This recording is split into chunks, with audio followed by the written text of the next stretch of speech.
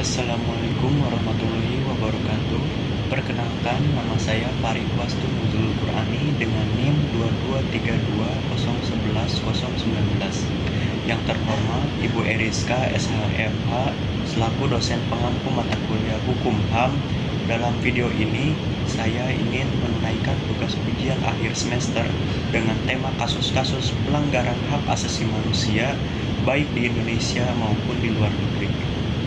Pertama-tama, di sini saya ingin menjelaskan apa itu pelanggaran hak asasi manusia.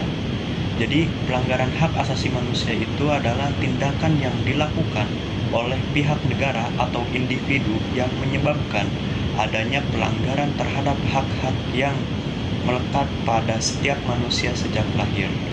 Nah, jadi ada juga beberapa faktor yang menyebabkan terjadinya pelanggaran hak asasi manusia itu sendiri, antara lain yang pertama ada penyalahgunaan kekuasaan, yang kedua diskriminasi dan intoleransi, yang ketiga lemahnya penegakan hukum, yang keempat kepentingan politik dan ekonomi.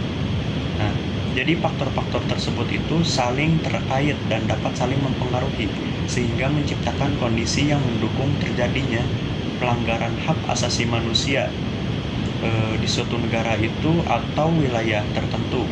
Penegakan dan perlindungan hak asasi manusia menjadi penting untuk mencegah dan mengatasi permasalahan-permasalahan itu. Nah, adapun di sini juga saya akan mencontohkan kasus pelanggaran hak asasi manusia yang terjadi di negara kita, yaitu tragedi Semanggi.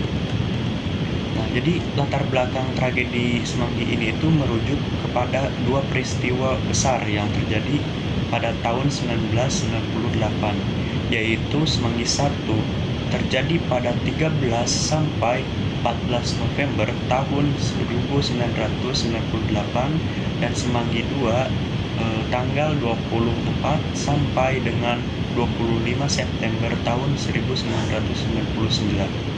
Nah, kedua peristiwa ini tuh terjadi di Jakarta, di mana mahasiswa dan masyarakat sipil itu melakukan demonstrasi menuntut reformasi politik dan penegakan hak asasi manusia.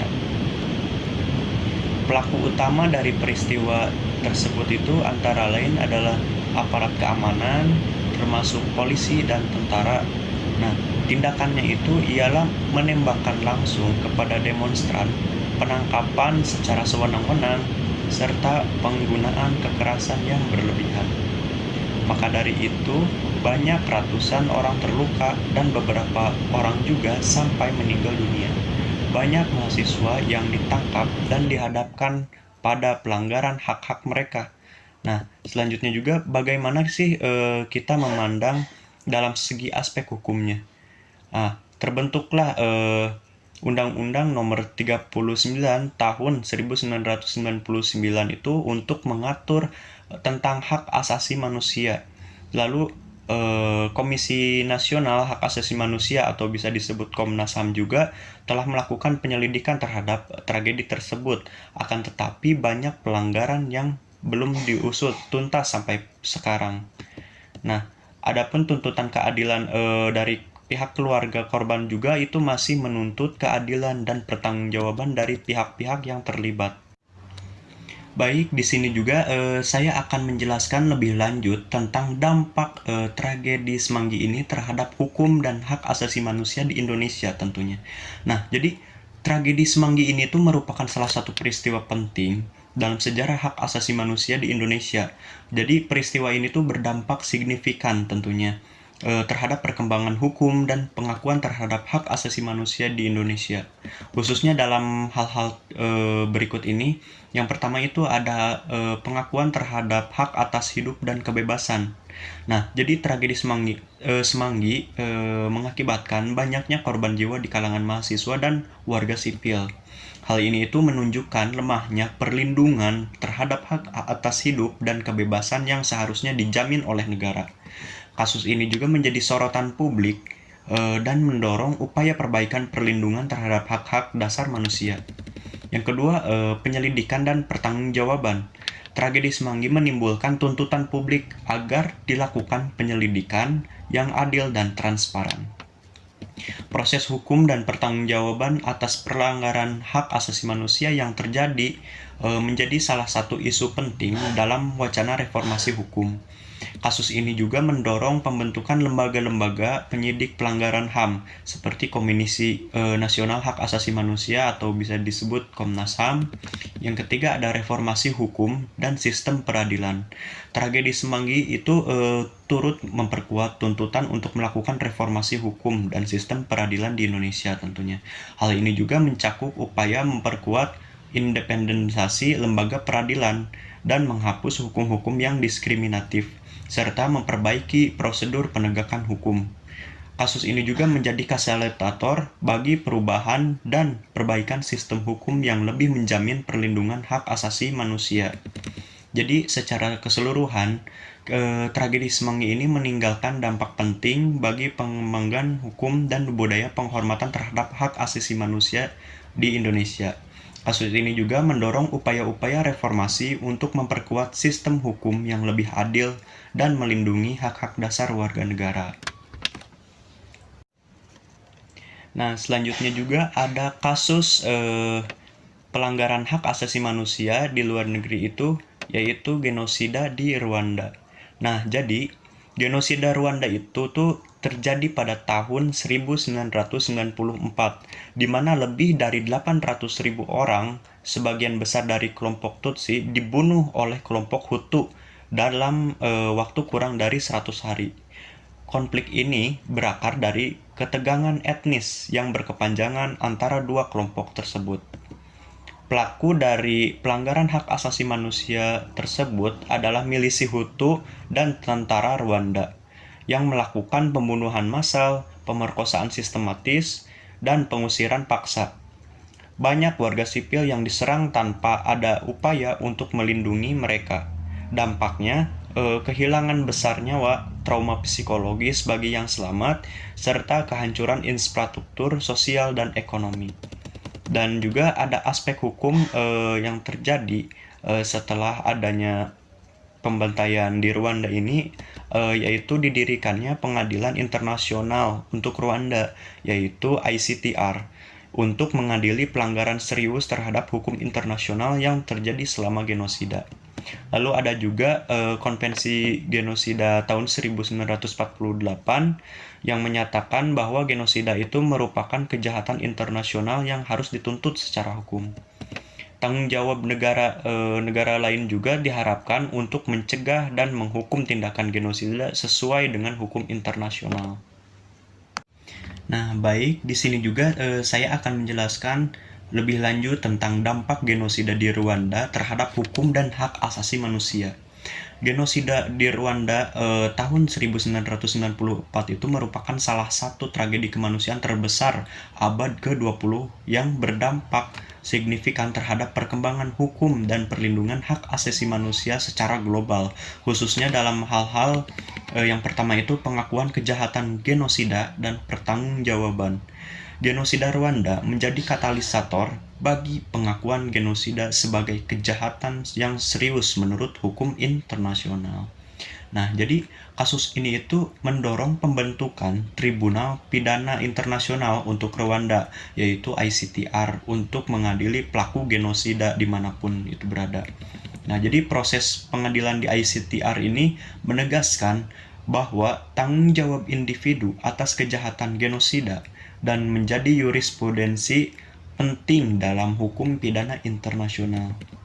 Yang kedua, tanggung jawab perlindungan atau bisa disebut responsibility to project R2P. Nah, apa sih itu? Jadi, kegagalan masyarakat internasional untuk mencegah dan menghentikan genosida di Rwanda menjadi pelajaran yang sangat berharga tentunya. Hal ini juga mendorong pengembangan konsep tanggung jawab untuk melindungi, responsibility to project atau yang bisa disebut tadi R2P. Nah, sebagai norma hukum internasional. R2P ini tuh menegaskan tanggung jawab negara untuk melindungi warganya dari genosida, kejahatan perang, kejahatan terhadap kemanusiaan, dan pembersihan etnis. Yang ketiga ada reformasi kelembagaan dan mekanisme pencegahan. Kasus Rwanda mengungkap kelemahan sistem PBB dan masyarakat internasional dalam mencegah genosida. Hal ini juga mendorong reformasi dan penguatan kelembagaan PBB serta pengembangan mekanisme pencegahan genosida yang lebih efektif. Upaya ini termasuk pembentukan kantor penasihat khusus PBB untuk pencegahan genosida dan tanggung jawab untuk melindungi. Yang keempat ada pemulihan korban dan rekonsiliasi nasional. Genosida Rwanda menimbulkan trauma mendalam dan kerusakan sosial yang besar bagi masyarakat Rwanda. Upaya pemulihan korban, rekonsiliasi, dan pembangunan kembali masyarakat Rwanda menjadi tantangan yang sangat besar setelah tragedi ini. Pengalaman Rwanda juga mendorong perkembangan hukum dan mekanisme internasional terkait keadilan transnasional. Jadi secara keseluruhan, genosida Rwanda ini tuh meninggalkan dampak besar terhadap perkembangan hukum dan norma-norma hak asasi manusia di tingkat global. Kasus ini juga menjadi katalisator bagi penguatan sistem hukum internasional dalam mencegah dan menangani kejahatan kemanusiaan. Kesimpulannya, kasus-kasus pelanggaran hak asasi manusia di Indonesia dan Rwanda menunjukkan betapa pentingnya penegakan hukum dan perlindungan terhadap hak-hak dasar manusia. Kedua kasus ini memperlihatkan bahwa ketika hak-hak fundamental manusia diabaikan atau dilanggar secara sistematis, dampak yang ditimbulkan dapat sangat berat dan traumatis bagi individu maupun masyarakat secara keseluruhan. Genosida Rwanda tahun 1994 merupakan salah satu tragedi kemanusiaan terbesar abad ke-20 yang menewaskan ratusan ribu orang dalam waktu yang sangat singkat. Sementara itu, pelanggaran hak asasi manusia di Indonesia selama masa Orde Baru seperti penculikan aktivis, pembantaian massal, dan pemaksaan sterilisasi juga memakan korban jiwa yang tak terhitung. Kedua kasus ini mencerminkan betapa rentan dan rapuhnya situasi hak asasi manusia saat kekuasaan negara disalahgunakan dan mekanisme pertanggungjawaban yang absen. Untuk itu, penegakan hukum dan keadilan bagi para korban merupakan langkah krusial yang harus dilakukan. Pelaku pelanggaran hak asasi manusia harus mempertanggungjawabkan perbuatannya, sementara korban dan keluarganya berhak mendapatkan ganti rugi serta pemulihan. Proses ini tidak hanya penting untuk menegakkan keadilan, tetapi juga sebagai bentuk pengakuan atas penderitaan yang dialami serta upaya pencegahan agar pelanggaran serupa tidak terulang di masa depan. Selain itu, penguatan sistem perlindungan hak asasi manusia juga mutlak diperlukan. Hal ini mencakup pembentukan undang-undang, lembaga, dan mekanisme yang dapat menjamin hak-hak dasar warga negara, pengawasan independen, partisipasi masyarakat sipil, serta kerjasama internasional juga memegang peranan penting dalam mewujudkan lingkungan yang menghargai martabat manusia. Pembelajaran dari tragedi Rwanda dan kasus hak asasi manusia di Indonesia itu menunjukkan bahwa penegakan hukum dan perlindungan hak asasi manusia itu bukan sekadar wacana saja, melainkan kebutuhan mendesak bagi setiap warga negara. Upaya ini juga membutuhkan komitmen kuat dari pemerintahan, keterlibatan aktif masyarakat juga, serta dukungan komunitas internasional. Hanya dengan kerjasama yang solid dan berkelanjutan, pelanggaran hak asasi manusia yang masa lalu dapat dijadikan pelajaran berharga untuk pembangunan masa depan yang lebih berkeadilan dan manusiawi bagi kita semua. Di sini juga saya akan memberikan saran dan kritik untuk memperkuat keadilan dan perlindungan hak asasi manusia. Nah, jadi pembelajaran dari tragedi pelanggaran hak asasi manusia di Indonesia dan Rwanda memberikan banyak sekali pelajaran berharga, sekaligus masih menyisakan ruang perbaikan yang perlu segera ditangani. Jadi berikut ini itu beberapa saran dan kritik yang dapat dipertimbangkan. Yang pertama itu memastikan proses hukum yang adil. Salah satu poin kritis adalah memastikan proses hukum yang adil bagi para korban dan pelaku pelanggaran hak asasi manusia, baik di Indonesia maupun di tingkat global. Jadi masih terdapat keraguan dan independensi dan objektivitas lembaga peradilan. Diperlukan reformasi sistem peradilan yang benar-benar menjunjung tinggi prinsip-prinsip keadilan dan hak asasi manusia, tanpa adanya interferensi politik atau kepentingan kelompok-kelompok tertentu. Yang kedua, memperkuat Komisi Kebenaran dan Rekonsiliasi. Pembentukan Komisi Kebenaran dan Rekonsiliasi terbukti menjadi langkah penting dalam upaya mengungkap kebenaran, memberikan keadilan bagi korban, serta memfasilitasi proses perdamaian. Namun, efektivitas lembaga ini itu masih perlu ditingkatkan lagi gitu, terutama dalam hal jaminan keamanan bagi saksi, akses informasi yang transparan, dan tindak lanjut rekomendasi yang diberikan. Nah, yang ketiga, memperbaiki sistem perlindungan hak asasi manusia.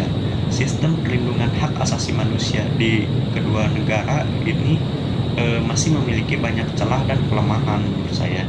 Diperlukan penguatan undang-undang, lembaga, serta mekanisme pengawasan yang lebih efektif. Misalnya, membentuk lembaga ombudsman yang independen, penguatan peran masyarakat sipil, serta sinkronasi regulasi dengan standar internasional. Yang keempat, memastikan hak pemulihan bagi korban.